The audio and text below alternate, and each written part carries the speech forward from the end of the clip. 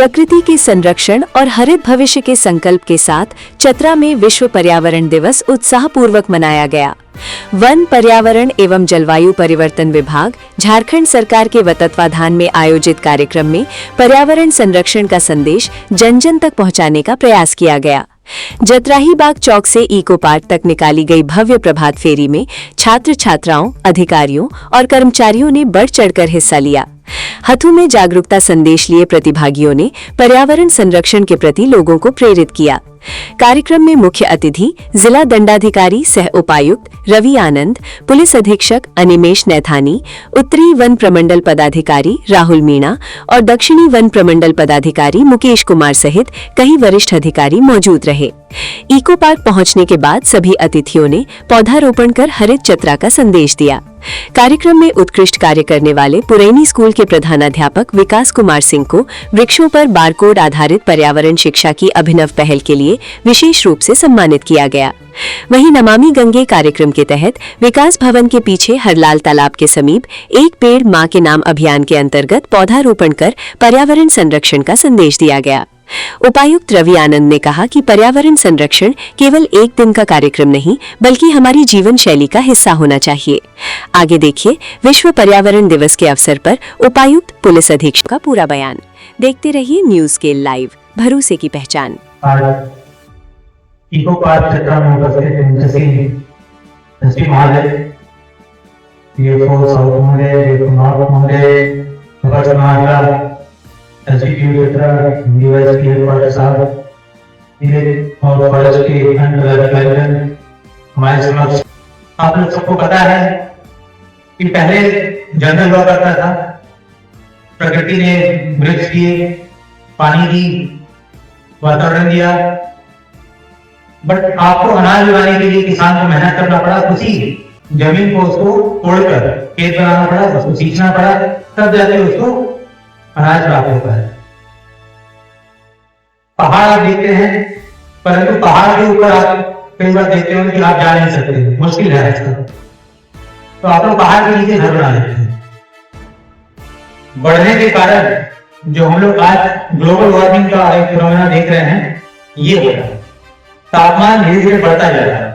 इसी से आपने बताया कि पहले लोग झारखंड घूमने के लिए आते थे, परंतु अब लोग कुल्लू मनाली और शिमला के जैसे शहरों में जाते थे। कार्बन डाइऑक्साइड जैसे जैसे बढ़ रहा है, हम लोग को महसूस नहीं हो रहा है, परंतु इसके कारण ग्लोबल वार्मिंग बढ़ रही है। और ग्लोबल वार्मिंग में जो हमारा पोल्स है, नॉर्थ पोल और साउथ पोल, वहां पे जो आइसबर्ग्स है उसको पिघला रही है, और वो जमा हुआ पानी जो बर्फ के रूप में पोल्स के साथ धीरे धीरे समुद्र में फैलता जा रहा है। मैं बताना चाहूंगा कि पूरे विश्व की 50% आबादी जो है वो जो हमारे समुद्र है उसके तट पे बसे हुए हैं। अगर आप कलकत्ता देखिएगा, चेन्नई देखिएगा, मुंबई देखिएगा, तो ऐसे जो बड़े शहर हैं हमारे देश के अंदर, ये सभी समुद्र के तट पे बसे हुए हैं। अगर जल स्तर बढ़ता है, 1 मीटर भी अगर जल स्तर बढ़ेगा, तो ऐसे बहुत सारे शहर हमारे जो है जलमग्न हो जाएंगे और वहां की आबादी प्रभावित है। और पूरे विश्व में ऐसे 50% आबादी है जो समुद्र के तट पे बसी हुई है, जो समुद्र से ही है और समुद्र के तट पे रहते हुए भी अपना जीवन चला रहे नहीं हो पा रहे। इसका कारण सिर्फ ये नहीं है कि तालाब तो बिल्कुल गंदा हो गया, इसका कारण ये है कि हम लोग उस तालाब में अपने घर का कचरा डाल रहे हैं और वैसे प्लास्टिक को उनके लिए भी सुरक्षित छोड़ के जाता है, और एक सस्टेनेबल एनवायरनमेंट और सस्टेनेबल दुनिया जो है हम लोग बना सकते हैं। इन्हीं शब्दों के साथ मैं अपनी वाणी को विराम देना चाहूंगा और एक बार पुनः आज के इस कार्यक्रम में उपस्थित सभी महानुभावों का, सभी बच्चों का और सभी जिलेवासियों को जोहार करता हूँ, धन्यवाद करता हूँ। इतना ज्यादा प्रदूषण हो रहा है वो हम लोग को सोचना होगा।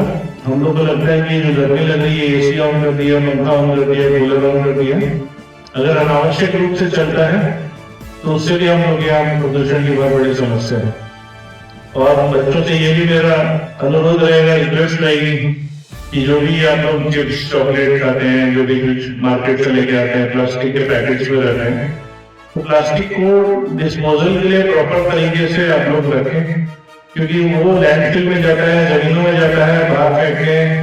अगर जमीन में जा रहा है तो जो पेड़ पौधे हैं उनको पानी नहीं मिल रहा है, उनको पोषण नहीं मिल रहा है। अगर जानवर या पशु पक्षी उसको खा ले रहे हैं तो प्लास्टिक उनके सिस्टम में जा इतना ज्यादा इकट्ठा हो गया है हम लोग के महासागरों में कि उससे अगर इकट्ठा कर लिया जाए तो पूरे देश का निर्माण हो सकता है।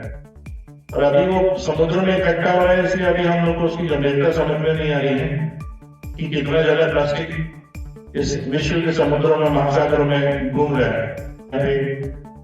वन भूमि बहुत है, पेड़ पौधे दिखाई देते हैं, वरना महानगरों में दिल्ली मुंबई जैसे शहरों में जहाँ पेड़ पौधे नहीं दिखते हैं, 6 महीने तक प्रदूषण रह रहा है, फेफड़ों की बीमारियां हो रही हैं।